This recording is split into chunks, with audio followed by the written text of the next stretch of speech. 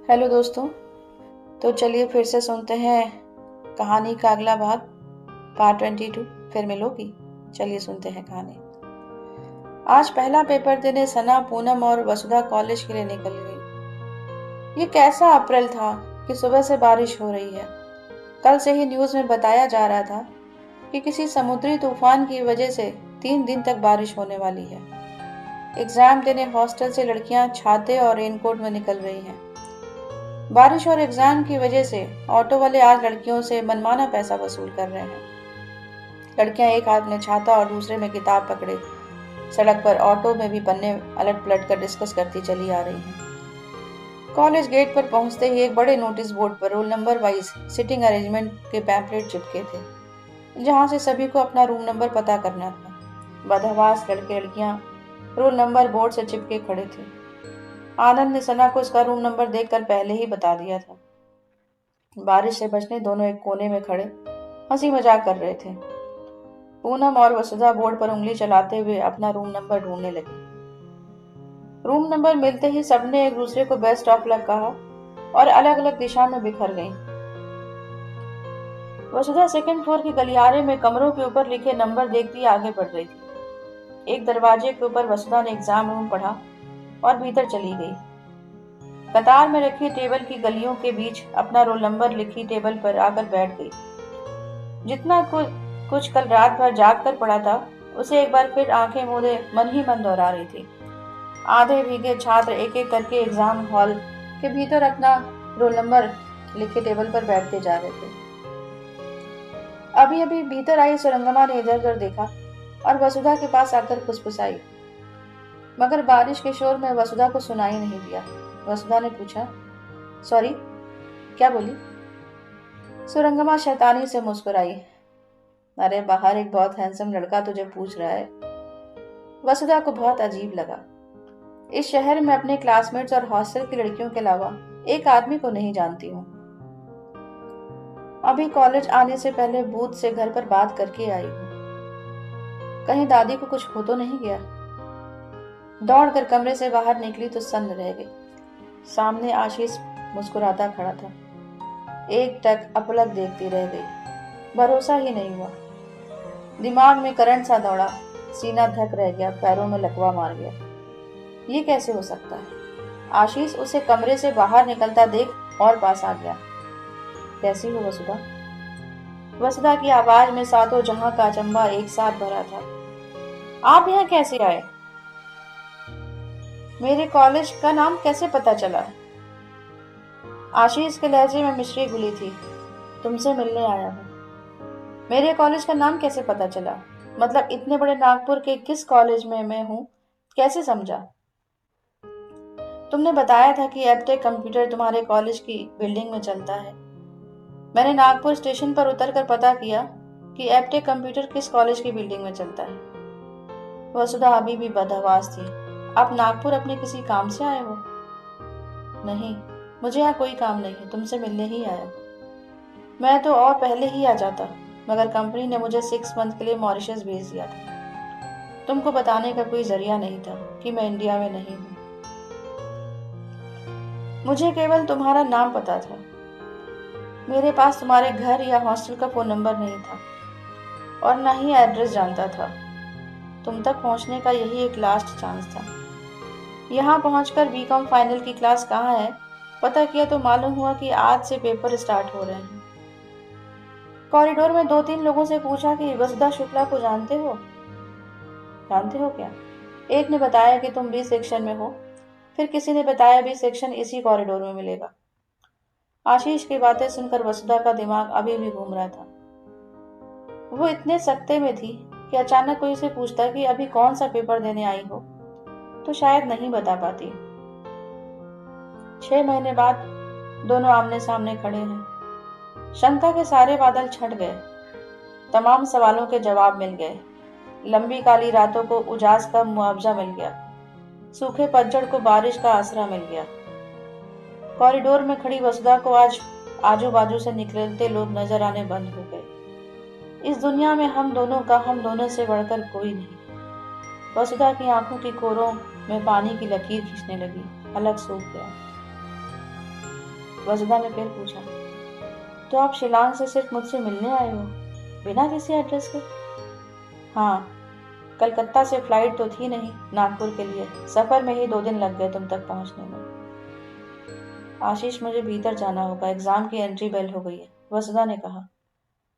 आशीष ने उसी मृदु मुस्कान से कहा, बिल्कुल, मैं तुम्हें 3 घंटे बाद बाहर पार्किंग में मिलूंगा। वसुधा अभी भी अचंभे से बाहर नहीं थी। तुम्हें शिलांग कब लौटना है? मैंने कल का दिन भी फ्री रखा है, परसों की टिकट है। चलो तुम पेपर देकर आओ, फिर बात करते हैं। Best of luck. वसुधा को लगा कमरे में जाने से पहले कस कर गले लग जाऊं। जाने क्यों आशीष से कोई संकोच नहीं हो रहा था। प्रेम गाढ़ा हो तो शब्द फीके पड़ जाते हैं। सबसे गहरी बात आंखों से कही सुनी जाती है। एग्जाम हॉल के भीतर कॉपी में आंसर लिखती वसुधा के दिमाग में बाहर इंतजार करता आशीष चल रहा था। एग्जाम के बाद सना और पूनम से कैसे बचूंगी? इतनी बड़ी बात उन्हें नहीं बता सकती कि अभी एग्जाम के बाद मैं आशीष से मिलने जा रही हूँ। सना आनंद को बता देगी और आनंद दूसरे लड़कों को। पूनम की शादी हो रही है तो वो अपने होने वाले हस्बैंड से बता देगी। किसी को भी लगेगा कि बहुत स्ट्रांग अफेयर है दोनों के बीच, तभी लड़का इतनी दूर ट्रैवल करके मुझसे मिलने आया है। आशीष के बारे में बताकर मैं क्यों माँ बाबा के लिए बदनामी मोल लूं? लोग कभी नहीं मानेंगे कि हमारा अफेयर नहीं था। एग्जाम की बेल होते ही मैं कमरे से तेजी से बाहर निकलकर ये बोलकर पार्किंग की साइड चल दूंगी कि नीरज भैया लेने आए हैं। मुझे उनके साथ किसी रिलेटिव के यहाँ जाना है। तुम लोग हॉस्टल जाओ, मैं 2 घंटे बाद लौटूंगी। वैसे भी हॉस्टल में 9 बजे तक आउटिंग अलाउड है। आखिरी 5 मिनट में मैडम की आवाज गूंजी, सभी लोग कॉपियां बांध कर लिखेंगे। जरा देर बाद ही घंटी बजी और वसुधा ने फटाफट टेबल से पेन पेंसिल स्केल समेट कर अपने छोटे से पर्स में डाले और क्लास से बाहर आ गई। कॉरिडोर में उसे रुनिता मिली और उसने हड़बड़ी में उसे ही बुलाकर कहा, रुनिता प्लीज मेरा एक काम कर, सना और पूनम को याद से बता देना नीरज भैया मुझे लेने आए हैं। वो दोनों मेरा वेट ना करें, हॉस्टल निकल जाएं। मुझे तुरंत निकलना है यार, इतनी भीड़ है कि मुझे नहीं दिख रहे हैं दोनों, तो प्लीज उन्हें याद से बता देना। वसुधा पार्किंग की तरफ दौड़ी। वो किसी हाल नहीं चाहती थी कि क्लास के लड़के लड़कियों में से कोई भी उसे आशीष के साथ देखे। वैसे भी एग्जाम खत्म होने के 5 मिनट तक लोग कॉरिडोर में एक दूसरे से कैसा गया पेपर करते निकाल देते हैं। पार्किंग तक आने में उन सबको कम से कम 10 मिनट लगेंगे। वसुधा तेजी से पहुंची तो देखा आशीष एक बाइक की सीट पर बैठा है और अभी तक कोई भी छात्र यहाँ तक नहीं आया है। आखिर पार्किंग तक कोई इतना दौड़ते हुए आता भी क्यों? मेघालय से आकर उनके लिए कोई यहाँ 3 घंटे से खड़ा इंतजार थोड़े ना कर रहा है। वसुधा ने हड़बड़ी में कहा, चलो यहाँ से, चलो जल्दी प्लीज। आशीष उसके पीछे लंबे डग भरता मुख्य सड़क पर आ गया। वसुधा हॉस्टल की तरफ जाने वाले रास्ते की विपरीत सड़क पर आई जो रेलवे स्टेशन की तरफ जाती थी। आशीष ने वसुधा की घबराहट को देखते हुए पूछा, कोई रेस्टोरेंट है आसपास जहां हम बैठ सकें? वसुधा ने आशीष के सवाल का जवाब देने के बजाय सामने से निकलती पहली ही ऑटो को हाथ देकर रोका। वो किसी हाल आशीष के साथ सड़क पर नहीं देखना चाहती थी। आशीष का हाथ ऑटो के भीतर खींचते हुए फट से बैठ गई। हड़बड़ी में ऑटो वाले को बताया, भैया लिबर्टी चौक चलो। आशीष ने पूछा, पेपर कैसा गया? बढ़िया। वसुधा ने सड़क की ओर देखते हुए ही जवाब दिया। ट्रेन के सफर में दूसरे यात्रियों के बीच में होते हुए दोनों के बीच जो रोमानियत थी वो आज ऑटो में अकेले होने पर भी नहीं है। वसुधा के चेहरे पर तनाव था। आशीष को 3 घंटे पहले देखकर जो खुशी चेहरे पर आई थी अभी वो दूर दूर तक नहीं थी। उसे ऐसा लग रहा था जैसे इस ऑटो के पीछे नीरज भैया, बाबा, दादी, मुन्ना चाचा, जय विजय, चाची, आशी, सना, पूनम, रेवा दौड़ गए हैं। बाबा और नीरज भैया के आगे मुंह न खोलने वाली वसुधा, माँ और दादी को एक शब्द जवाब न देने वाली वसुधा, पूरा सावन शिवालय में चंदन से ओम नमः शिवाय लिखा बेलपत्र चढ़ाने वाली वसुधा, नवरात्र के व्रत रखने और अखंड जोत जलाने वाली वसुधा, रविवार को तुलसी पत्ता न तोड़ने वाली वसुधा, मेहमानों के आगे सर झुकाकर चाय की ट्रे रखकर जाने वाली वसुधा, प्रदेश ब्राह्मण समाज के अध्यक्ष जनेऊधारी शुक्ला जी की बेटी, नीरज भैया के दोस्तों के अदब में सड़क में सर झुकाकर चलने वाली वसुधा आज पूरी दुनिया से छिपकर शिलांग से उसे ढूंढते आए एक क्रिश्चियन लड़के के साथ सुखद एकांत की तलाश में कॉफी शॉप जा रही है। हर मंगलवार सुंदरकांड की चौपाई का पाठ करने वाली माँ की बेटी उस अभिजात लड़के के साथ थी जिसकी माँ को एक शब्द हिंदी नहीं आती। लड़की की माँ के सर से पल्लू नहीं सरकता और लड़के की माँ कौन जाने घर में छोटी फ्रॉक पहनती हो और दारू भी पीती हो। उस लड़के के साथ जा रही है जो हर संडे शिलांग की पहाड़ी चर्च में प्रेयर के लिए जाता है, जिसे ये तक नहीं मालूम कि पुरुषोत्तम मास में मांगलिक काम नहीं होते, जो गायत्री मंत्र तक नहीं जानता। आशीष बैठा था उस लड़की के साथ जिसकी गहरी काली आंखें पिछले 6 माह में एक दिन के लिए नहीं बुला पाया था। विदेशी नीले समंदर के किनारे पर बैठा हमेशा सोचता था, क्या वो मुझे याद कर रही होगी। भुवनेश्वर के प्लेटफॉर्म पर जब हम पहली बार बिछड़े थे तो उस लड़की की आंखों में गहरा मलाल था कि काश ये सफर लंबा चला होता। जब हम अकोला स्टेशन में अलग हो रहे थे तो उन आंखों में व्याकुलता थी कि काश मैं तुम्हारे साथ होती। उन आंखों की याचिका नीम उदासी को ही उम्मीद का एक सिरा मानकर मैंने मॉरिशस के ऑफिस में इंडिया ट्रांसफर की कोशिशें तेज कर दी थी, सिर्फ एक कमजोर से क्लू के सहारे। एपटेक का सेंटर हमारे ही कॉलेज कैंपस में है। मॉरिशस का एक एक दिन इंडिया नहीं नागपुर आने के इंतजार में कटा था। मन में यह भी डर था कि क्या पता मैं मिलने नागपुर पहुंचा और उस समय यदि वो वर्धा गई हो, ऐसी हालत में मैं उसे ढूंढ नहीं पाऊंगा। ये भी लगता कि क्या मालूम अभी वो किसी के साथ एंगेज हो चुकी हो या कौन जाने रिश्ता तय हो चुका हो। लगातार डर लग रहा था कि कंपनी ने यदि 2 महीने और रोक लिया तो वसुधा का बीकॉम फाइनल पूरा हो जाएगा। जून में ऑलमोस्ट सभी क्लासेस के एग्जाम हो चुके होते हैं तो वसुधा अपने शहर लौट चुकी होती, फिर मैं उससे कभी नहीं मिल पाता। आशीष अभी ऑटो में बिल्कुल सटा बैठा था उस लड़की से जिसकी सादगी में उसे खुद की झलक मिलती है, जिसके जैसा अपना उसे कभी कोई दूसरा न लगा, जिससे पहले किसी पर हक दिखाने का मन न हुआ। वो बैठा था उस लड़की के साथ जिसकी निर्दोष हंसी पिछले 6 महीने से शूल बन चुकती थी, जिसकी उदास आंखें उसे पूरी पूरी रात जगाती आ रही थी। मीलों दूर रहकर जिसे भूल न पाया आज इतने पास है कि उसके उड़ते बाल उसके चेहरे पर आ रहे हैं। क्या इसी सुकून को पाने की बेचैनी थी। मॉरिशस की खूबसूरत बारिश को जब जब निहारता अकोला के भीगे स्टेशन पर खड़ी वो लड़की याद आती, जिसकी पनीली आंखों ने न जाने कितने सावन जब्त किए थे। वसुधा के लिए जैसे अभी भी एक सपना चल रहा था। उसने तो सोच लिया था कि आशीष दुनिया की भीड़ में दोबारा हमेशा के लिए खो चुका था। उसे याद ही नहीं था कि बातों बातों में वो भी माता सीता की तरह अशोक वाटिका की दिशा बताने निशानी छोड़ती आई है। ऑटो लिबर्टी चौक की तरफ तेजी से भाग रहा था। दोनों के लिए इतना करीब बैठना अविश्वसनीय था। दोनों के बीच आज कोई नहीं था, न प्रिया दीदी, न दादी और न ही सहयात्री। फिर भी दोनों चुप थे।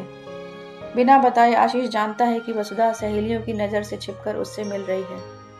वो जानता है कि एक लड़की किसी लड़के से मिलने ऐसा झूठ कब बोलती है। बिना बताए वसुधा जानती है कि आशीष बहुत सी बाधाएं पार कर उस तक पहुंचा है। वो जानती है कि एक लड़का एक लड़की के लिए इतना उतावला कब होता है। कभी कभी वजनी बात को लफ्जों का जामा पहनाने से उसके हल्के होने का खतरा हो जाता है। अनकही की थाह को महसूस कर लेना ही कह सुन लेना होता है। समंदर की सतह पर शोर होता है मगर तलहटी में खामोशियों का साम्राज्य है। कुछ हामियों के लिए घोषणा पत्र की जरूरत नहीं होती, कुछ स्वीकारोक्तियों के हस्ताक्षर आंखों में होते हैं। ऑटो के शोर के बीच बहुत देर बाद वसुधा ने खामोशी तोड़ी। आप परसों लौटेंगे? हाँ, नागपुर से कोलकाता के लिए कोई फ्लाइट नहीं है। ऐसा होता तो मेरा सफर जरा कंफर्टेबल हो जाता। यहाँ के एयरपोर्ट से कोलकाता के लिए कुछ दिन बाद शायद शुरू होने वाली है। परसों मुझे ट्रेन से लौटना होगा। नागपुर से शिलांग पहुंचने में 2 दिन लग जाएंगे। वसुधा हंसी। यदि नागपुर से कोलकाता के बीच फ्लाइट होती तो आप और मैं 2 बार ट्रेन में कभी नहीं मिल पाते। वसुधा की कही इस बात से आशीष को पिछली सब ऊंचाई मुलाकातों को खोलने का एक सिरा हाथ लगा। अच्छा, हमारा 2 बार मिलना तुम्हारे लिए भी सरप्राइजिंग था ना? वसुधा को इस सवाल से जाने क्यों बहुत शर्माई। हाँ, बहुत। तुम्हारे नीरज भैया भी इसी सिटी में है ना? हाँ, उनका भी लास्ट सेमेस्टर है। वो मुंबई जाने वाले हैं और मैं एग्जाम के बाद वर्धा लौट रही हूँ। एमकॉम वहीं से करूंगी। आशीष को अचंभा हुआ। अरे क्यों? मास्टर्स तो हमेशा बड़े कॉलेज से करना चाहिए। वसुधा आशीष को नहीं बताना चाहती थी कि हॉस्टल में पढ़ने के कारण अच्छा रिश्ता नहीं मिल रहा है। माँ ने लड़के वालों को बताने के लिए बाबा को उपाय सुझाया है कि बोल देना भाई बहन नागपुर में घर किराए पर लेकर साथ रह रहे। वसुधा हॉस्टल में नहीं रहती। वसुधा ने लिबर्टी चौराहे के इंडियन कॉफी हाउस के सामने ऑटो रुकवाया। आशीष ने ऑटो वाले को पैसा देकर वसुधा की तरफ दिशा निर्देश के लिए देखा। आशीष और वसुधा भीड़ भरे कॉफी हाउस में कोने का खाली टेबल देखकर आमने सामने बैठ गए। आज दोनों के बीच धड़धड़ाती ट्रेन का शोर, उनमें रस लेने वाले सहयात्री और चाय चाय की पुकार न थी। वसुधा की समझ से बाहर हुआ जा रहा था कि उसे क्यों आशीष से राई भर संकोच नहीं हो रहा था, जबकि वो किसी लड़के से नजर नहीं मिला पाती है। आशीष ने हंसते हुए पूछा, 2 बार से तो हम सैंडविच ही खा रहे हैं, आज कुछ अलग मंगाएं? तुम ही डिसाइड करो। वसुधा ने दोनों के लिए कॉफी और मसाला डोसा ऑर्डर किया। लफ्जों की बैसाखी के सहारे आगे बढ़ना रिश्ते की कमजोरी है। गहरे ताल्लुक में एहसास किसी अदृश्य पुल से एक दूसरे तक पहुंचते हैं।